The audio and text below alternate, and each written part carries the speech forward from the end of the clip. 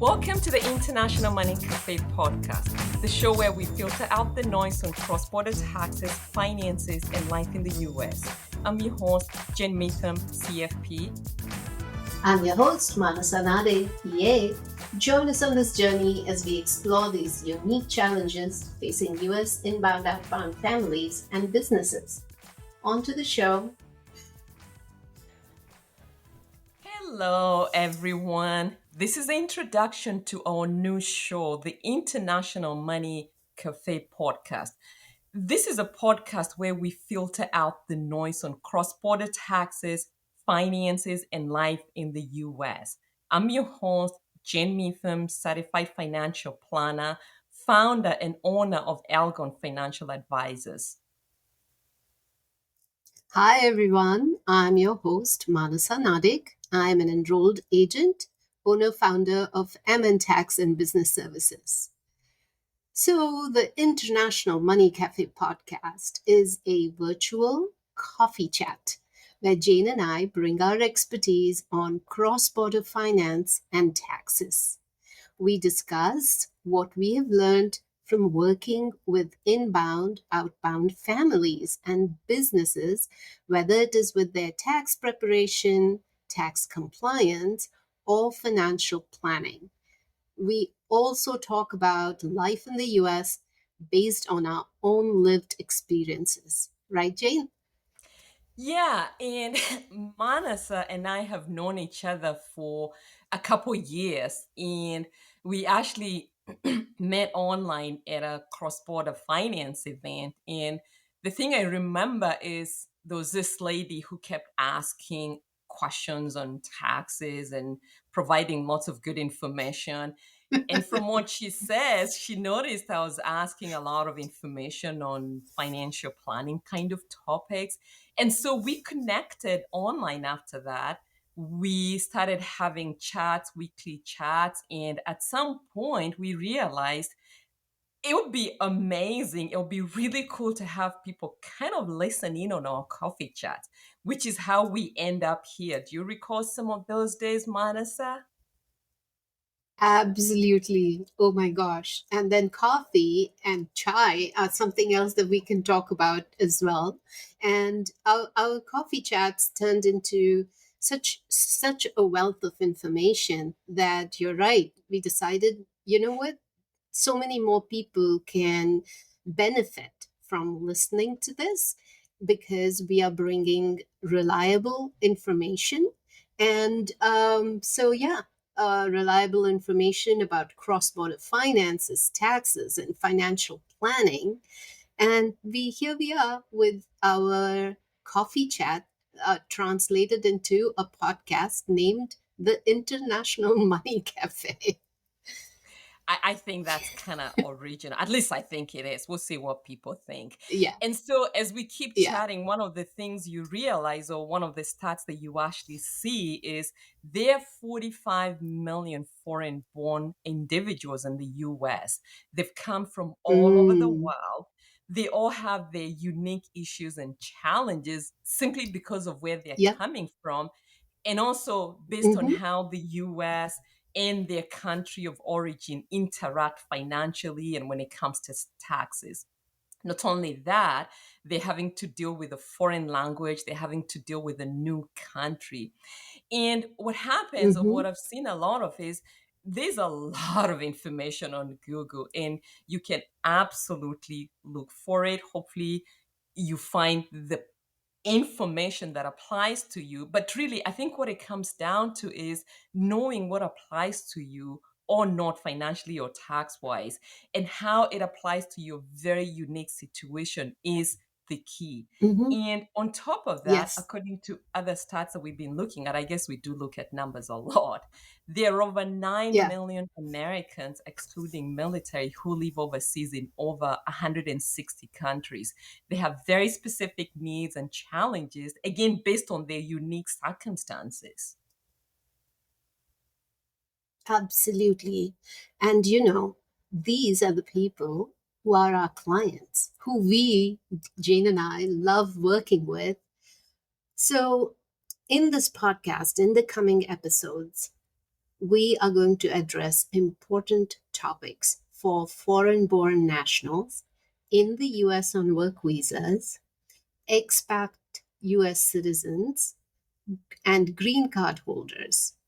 And at a high level, the many topics we are planning to cover are cross border operations, taxes, compliance, finances, processes, and also this is what we're planning on is, there's a lot of tax and financial terminology that's thrown at people, and it's really difficult sometimes to navigate all those acronyms. So we are planning on kind of condensing that information into plain English for people. Yeah, I know exactly what you mean. So, you know what, Ashley, for today's, I know this is the intro, but I think it'll be Yeah. actually really cool if we can answer one of those. So, one of the questions we hear a lot that everybody that comes to us or reaches out asks about is what's an FBAR? Do you want to just tell them, Manasa, what an FBAR is, what's an FBAR file is, and who needs to file it? Oh, of course, and that's something that now hopefully a lot of people know about. And FBAR really stands for Foreign Bank Account Regulations. Um, Hmm. so this FBAR used to be called something else, but now it is the FinCEN Form 114 Mhm. if you are a US citizen, a green card holder, or a resident of the US on a work visa, and you have more than $10,000 in aggregate in foreign bank accounts, then you have to file this form FinCEN 114. And that is popularly known under the acronym FBAR. Now, the F bar is a close cousin of another form, the form 8938, which is a form required under FATCA. Now, that's another acronym for Foreign Account Tax Compliance Act. Now, the Mhm. FATCA was actually passed in 2010, 2011, when the government made it mandatory for individuals, again, if you are a US citizen, whether you live in the US or outside the country, or a green card holder, or a foreign born national living in the US on a work visa, and you have depending on how you file, your filing status is single, then if you have more than $50,000 in foreign specified financial assets, or if you file jointly, you have more than $100,000 in these accounts, aggregate balances, then you need to file the Form 8938 with your tax return. We will go into what these foreign financial specified assets are in great detail in one of our coming episodes. But this is to know that these are different thresholds, right? Like the F bar has a lower Right, threshold of right. Yeah, $10,000. yeah. But if you have more money than that in foreign specified financial assets, then you are also required to give that same information to the IRS. The F bar goes to FinCEN under the Bank Secrecy Act, and the FATCA dictates what information is relayed to the IRS. So this is a huge deal, and Mhm. people have missed doing these, and Yeah. there are amnesty programs available for those people who somehow never filed these forms. So yeah, we'll be talking about all of this and more. Yeah, So and I think, yeah, yeah, and actually, what I go was on. gonna say about that, I know we have, I think we have an episode just on this. The one thing I do want to call out is this is a reporting requirement. You're not paying Hmm. taxes on this. You're basically reporting to say, Yes. yes, I have these assets overseas, and here they are. So to me, what comes across is transparency. Be honest when it comes to some of these things. So yeah, I think that's gonna Ex- be that's always an interesting one. And so the Exactly, Jane. And let me just quickly say this though, sure. also not just the tax compliance part, but where you come in with financial planning, if you Mhm. are a foreign born national or someone, a US citizen or a green card holder with assets in two different countries, then working with someone like Jane would also be very important, you know? So, I completely agree with you because I think this is what sometimes US advisors miss. But that's why we're doing this show. So excited yeah. about it. And one other thing I do want to point out as far as, the show format, it's going to be you and I having our coffee chat. But occasionally Yeah. we may bring in guests from time to time, people who've walked this life before and people in different professions who again work with foreign born families and just have them share some of their experiences with our listeners. I know. And, hopefully also other experts who might provide Mhm. us insights into maybe specific tax reporting niches or specific countries. And, it's because each country could have a unique planning situation based True. on assets and your estate and your gifts, and there's so much here to unpack. Tax treaties, so that's yeah, that's what we're going to be talking about. Right. And so other topics, at least some of the ones that I'm thinking about, is things like obviously retirement. It can be challenging planning Mm, for retirement, not knowing where you're going to be, but we're happy to talk about all the different options and things you need to think about. mhm. We'll also be talking college Yeah. funding, which is usually a really big deal we found with foreign born families, as it is, and we'll be telling our stories at some point. This is sort of how we came. So that's something that's really special and close to our hearts, I'll say. We'll talk investments and really all that affects your finances in the US. Like I like to say, our goal is to simplify the complexity of US finances for you. And of course, we're going to talk about life, right? Oh yeah. Yeah, yeah. The life, So- yeah, that yeah, that a foreign born national who moves to the US has to navigate. And that's the interesting part. We'll come up with some stories for our listeners, hopefully. Oh, I'm sure we have some amazing stories. So Yeah. besides life, what are some of the, and I know we've kind of addressed FBARs and things, what are the other episodes that you're really excited about, Manasa? Oh, I'm super excited about everything.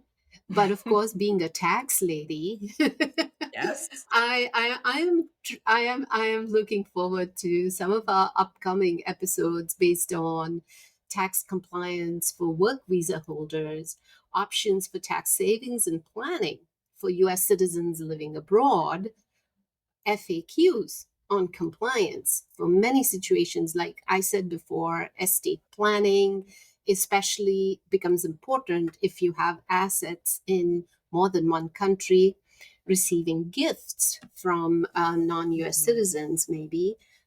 Yeah, so those are the ones that I'm truly excited about. And if you are a foreign born national who is a naturalized citizen now, or a permanent resident, or a visa holder living in the US, or you are a US citizen living abroad and are planning on moving back to the US, or you're a US citizen planning to expatriate from the US. I mean, there are so many different situations. This podcast is for you. We would love to hear from you about what you would like to hear Jane and I talk about. Yeah, And and what like about you, Jane? I've Yeah. talked a lot about the retirement, the financial planning stuff. So what I'm gonna Mm-hmm. say, I know we have a lot of episodes lined up, but it'll be really good to Yeah. hear from folks on what they want to listen to. So what I'm going to say is, Mhm. tune in next time for a new episode on the International Money Café podcast. Wherever you listen to your podcast, give us a like, subscribe, and let us know what you think or what topics you'd like to hear from us. And if there are any of your friends that you think would benefit from listening to this podcast, please, please, please share it with them. And you can actually find Mhm. all the information for our podcast on the website, theimcafe.com, theimcafe.com. Yes, Jane. And Jane and I will be back with lots more good information for all of you. We are really looking forward to this journey and hope you'll join us. And let everyone you know about the International Money Cafe podcast. Please share this podcast with your friends and family. Give us a 5-star rating. Comment on what you would like us to talk about. So All until right. next time, this is Jane. This is Manasa. Bye. Bye. Thank you for listening to the International Money Café podcast. The content is for informational and educational purposes only and should not be used as a substitute for professional advice. Seek the advice of your qualified service provider with any questions you may have regarding your cross-border finances and tax needs.